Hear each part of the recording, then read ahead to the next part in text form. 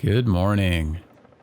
So we've pulled up to the beach and we see waves like this, anywhere from chest high to overhead plus, and we need a way to get out. Duck diving on a SUP board is usually impossible or very improbable. The volume's just so much that technique doesn't work. And so what does work is going up and over.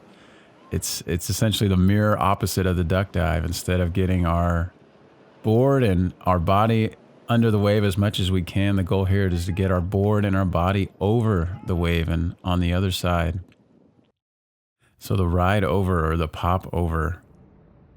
Here we see Kai Lenny doing it. He does this two-step back, stomps on the tail, a good paddle forward. And then he does something which I haven't seen anyone else do, which is as he's going over, he does another two-step forward, kind of like if he was riding a teeter-totter by himself.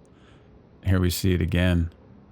Does that 1, 2, big paddle, and then 2 steps forward and up and over. And where Connor does what I do and what I've seen everybody else do, which is, here you see me do, I do 2 feet at the same time, quick 2-step paddle. And then here my mistake is I left the paddle back behind the wave or on the front side of the wave. And then all my weight was on my back foot. And so I fell backward. And then here we see Kai's pretty balanced. He's riding and his paddle is pulled out and forward. And we see it again. The 2-step, the big stomp on the tail, get the nose up, paddle, then immediately lift the paddle. And he's thinking about going over the wave. That's what I'm seeing. So the next, same move, just a little variation. You see that little half step back. That's just a balance transfer so that we're a little more stable front to back without having to do a big maneuver to get up and over. So we just do that little half step and keep on paddling, and then once we get over, the half step forward. The no step parallel stance. So essentially we're just paddling right through it. The whitewash or the wave is small enough that we can just paddle right through it and keep going. So here that's what I do, but I get knocked off a little balance, so I have to do a little half step forward to get back on balance and then keep going. And it's crucial, at least for me, it's crucial because I've hit my face before many years ago and needed stitches. So it's crucial that we get our hands up or have that awareness that the board, once it hits that whitewash, it's going to pop up or be almost catapulted towards our head or face at a real fast speed. And it's first couple times I did it, it was really alarming. And so now that I'm aware of it, it's a lot easier, but just be real careful. You can see Casper's board just goes flying and Kai's is coming straight up. Does a good job of getting that weight on that front foot. So safety, yeah, really take care of our faces. Be aware that when we do take this big board into that whitewash, it's going to come up back at us. So same technique, only this time, we're caught inside. We're just doing what we can, and so we swing that board around and lay on it. No time to get up, and then just go up and over. Because the goal is to get the board up and over, and however we do that, that works. So here we see that Kai and Casper are caught inside. And before this, on the way in, they both rode the same wave as Connor. And they all came in at the same time. And then we see that Connor was way further out. There's a huge gap between them. So that, for me, tells me that the crucial or real big difference there is just that timing of maybe he picked a better line or he just, got lucky, if we want to call it that. But he made that gap and got out, and it just opens up makes a huge difference. And so here, often on the last wave, just do that little over. And then finding an easier lane. So here we see they're all pretty close, kind of neck and neck paddling. And we see 1, 2, 3 make it over. And then Zane and everyone else gets caught inside. Then I counted the seconds from when Zane fell off until he gets back on his board, and it's almost 8 seconds. And we see the other guys, they just get out clean. They don't get caught by any of those waves. And so whether it's skill or intuition or luck, picking that or finding that open lane where we can get, if we can just get over that first wave of the set, it always seems to help and make a huge difference.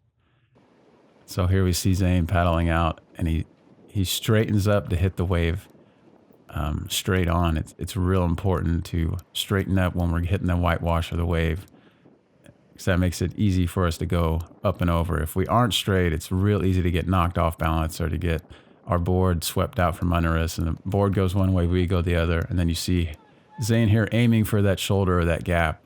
That makes often the difference between getting out or not getting out.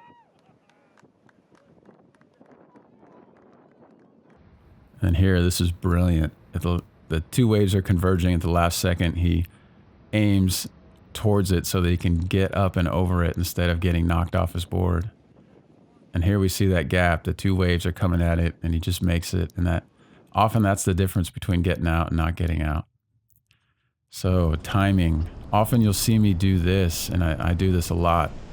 I am surfing. There's no clock. There's no need to race anybody or get out. I have all the time in the world, and so I just wait for that lull or for that what I think might be a gap. And then knee paddling. Like often the inside here is so turbulent, or it's just like a cauldron of boiling, just waves everywhere and real hard to get out. And when I've tried to just stand up and go for it, I often fall many times. I end up getting exhausted, wearing myself out. And so I've learned that this way works a lot better for me, and just have the patience, doing the same technique with my hands, just pushing the board over and then waiting until I see a gap or what looks like a gap. And here I got a little impatient and went for it. And then with all those waves, I got knocked off and had to wait a little bit more. But this technique worked really well for me last winter. Once I got over my pride or whatever judgments I had about knee paddling and just did it, it works brilliantly.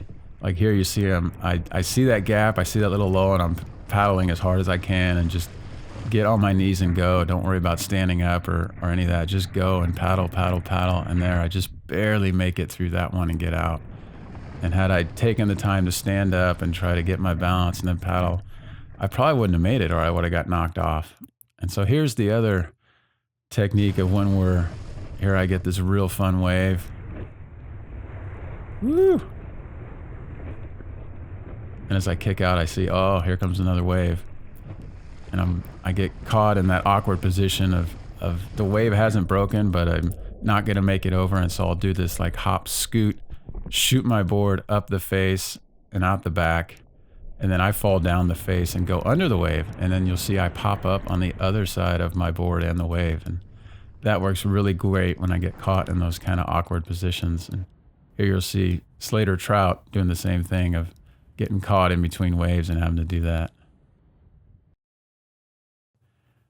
And so yeah, patience. This was a beautiful backlit sunset evening, and I waited and finally got a wave, and here it was. Got this shot I've been wanting to get for a long time. And then this is very dumpy, kind of closed out, and I think I waited 10-15 minutes to get out, and then after this wave, another 10-15 minutes, and another surfer saw me, and he commented in the parking lot. I was like, wow, I was really impressed that you were able to get back out on that SUP. So thanks for watching. I hope this is helpful. I hope there's something in here for you, and hope to see you out there. Thank you so much.